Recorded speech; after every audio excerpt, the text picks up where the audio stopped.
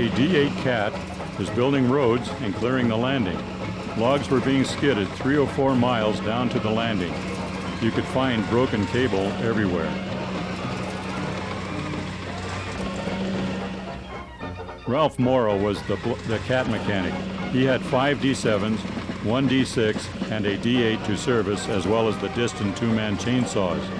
Pete Hansen was the mechanic for the 4 Alice Chalmers.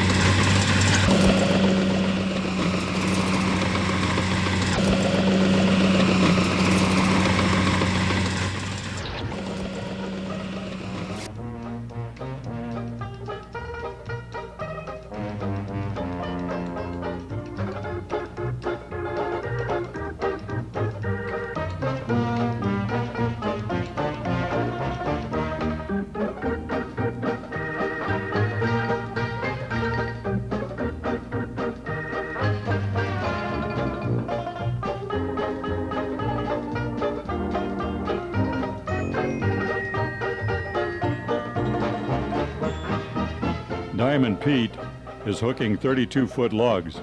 The men who hooked the logs were called hookers. Large logs were hooked with a bill hook and small ones with pig feet hooks. The hook being used on these logs are bill hooks. According to Ralph Morrow, this was a brutal way to serve the Lord.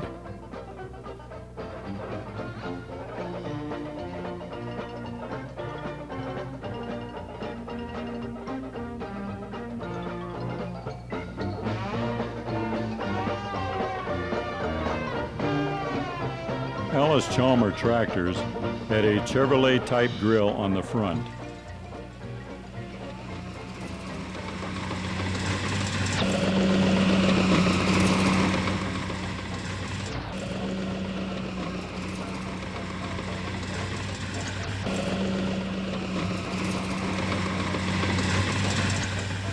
All of these logs were cut by hand with crosscut saws.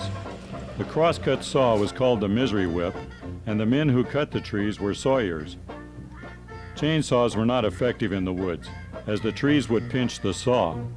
The 2-man distance saws were only used on the landings to cut the logs to 12, 14, or 16-foot lengths.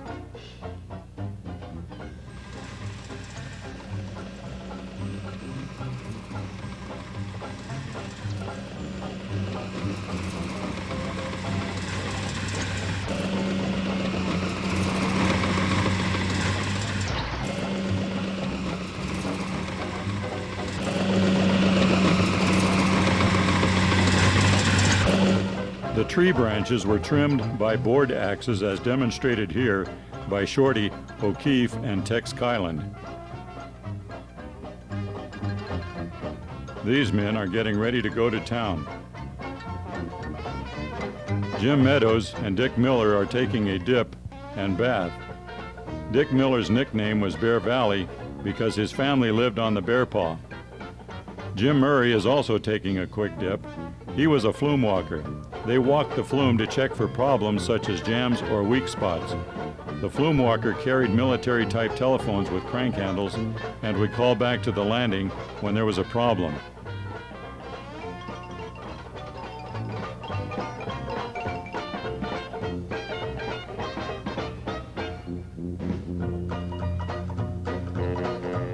The men would sometimes hire a plane to take them to town to get a jump on the beer parlors.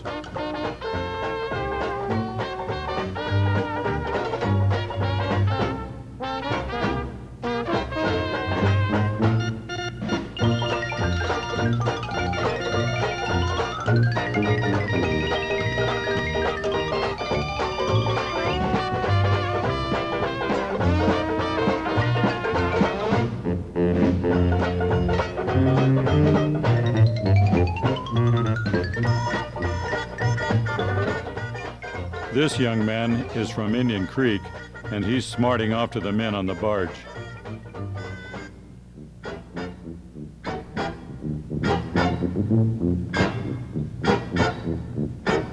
Another cat building and clearing roads.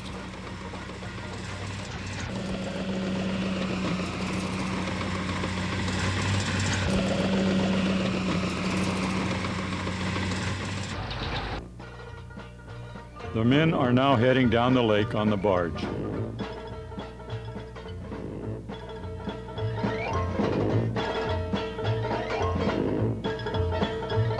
The power boat belongs to Ross Kilpatrick.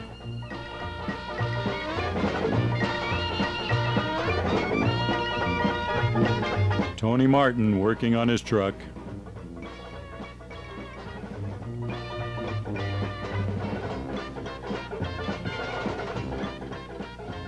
Ralph Morrow was an avid amateur photographer and loved to experiment with his camera, as shown by these shots in the welding shop.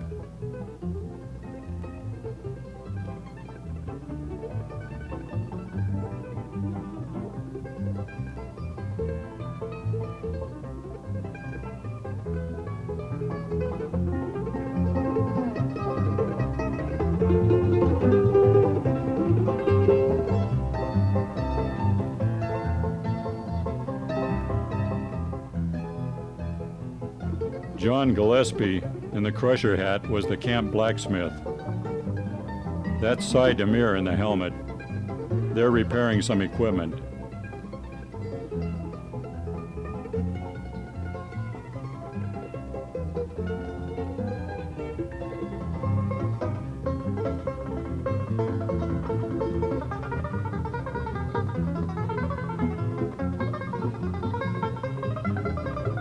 The camps usually operated from April to November.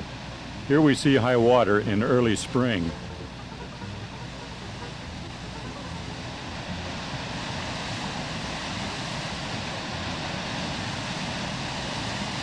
The flume was several miles long.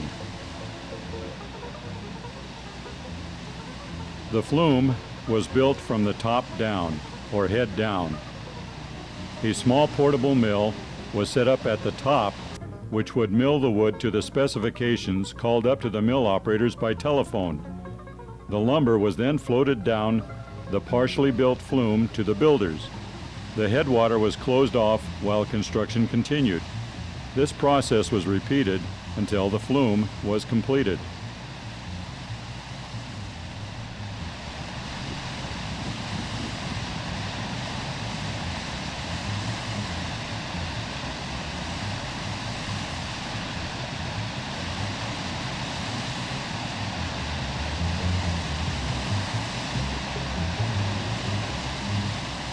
Each camp was made up of approximately 100 men, including the cooks.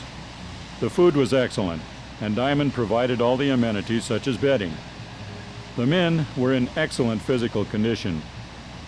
Their time was their own after dinner, and lights went out at 9 p.m. or thereabout, depending on who was the camp foreman.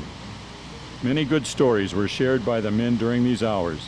They usually worked Monday through Friday and went home for the weekend.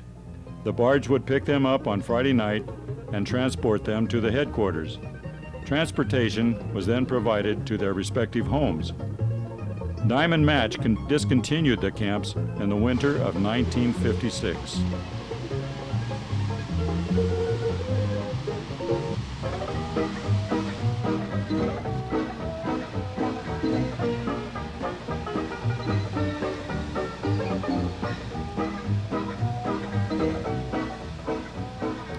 Charlie Gallinger, the boss of Camp 6, woke Ralph Morrow up one early morning to get a shot of a big hemlock that had fallen across the flume and broken it.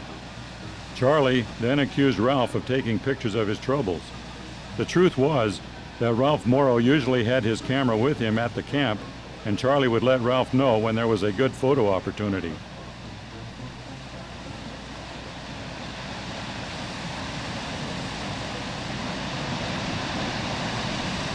The water from the main dam at the head of the flume would be shut off while repairs were made. Look to the right and you will see the empty flume.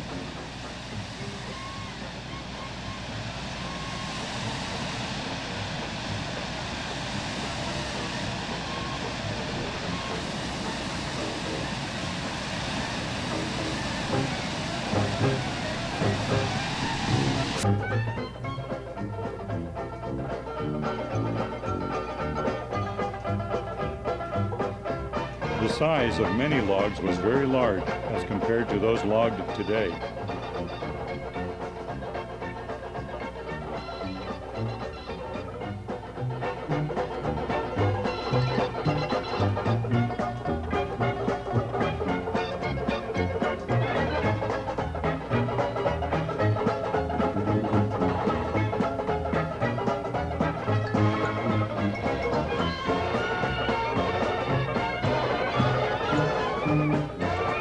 The buckers had to place wedges under the logs before cutting them with chainsaws.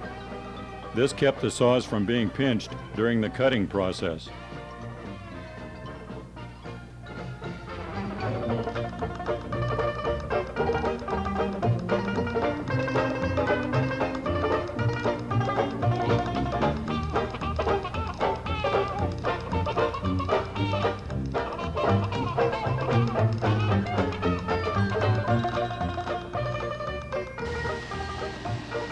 Cross-cut saws were used in the wood. The sawyer carried a half-pint bottle of kerosene in his hip pocket. The cork was a wooden bung with slots carved into it. He would shake the kerosene on the blade as he sawed to cut the pitch and make sawing easier. Water was used on larch and cottonwood because kerosene would act like glue.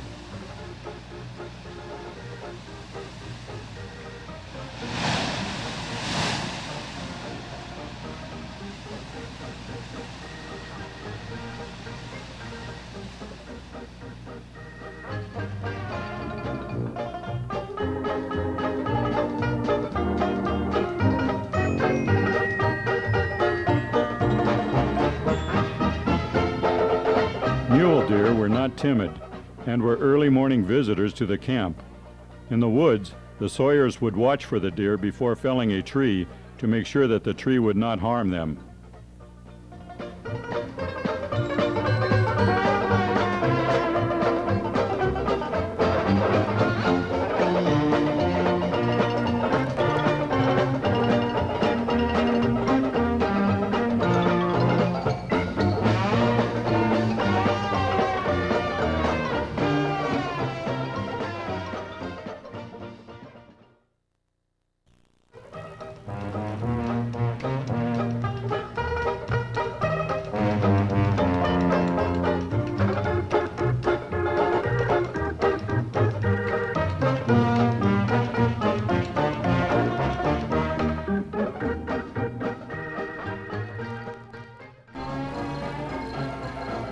Logging trucks had 10-foot bunks in those days.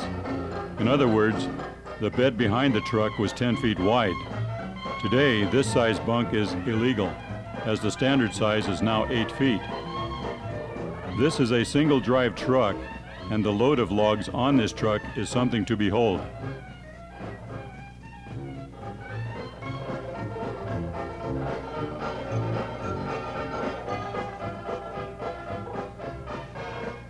The hookers would load the 32-foot logs on the truck using a loading jammer. In these pictures, they are using the pig feet type hooks and a crotch line.